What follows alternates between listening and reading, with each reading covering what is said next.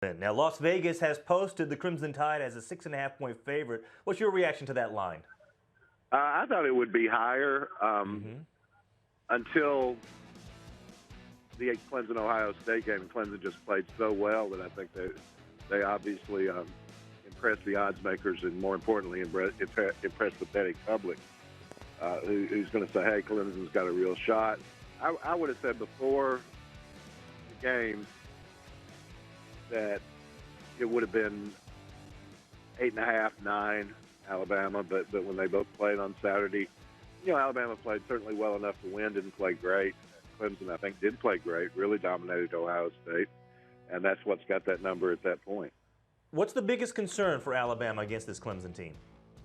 That they'll struggle offensively, that they'll have to get in a scoring shootout like they did last year with Deshaun Watson, and they were able to survive it last year, mainly because how well they played on special teams.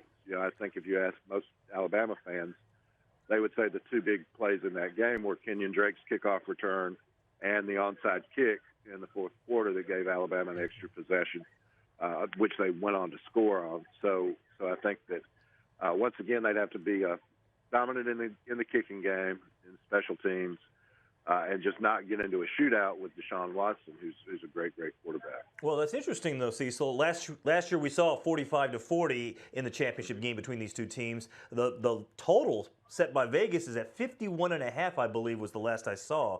That seems a little low because both teams nearly did it by themselves last year. Well, that's in deference to two outstanding defenses, and if it goes 85 again, that'll probably be a great game. It's the style of game that Alabama wants to play. And, it's possible that one team will hold the other one to a pretty low number. So that's probably where they come up with that. Cecil, can you give us a prediction for a winner and final score? Oh, man, you're hitting me early in the week for that. I'll pick Alabama. I think it'll be a great game, probably a field goal either way.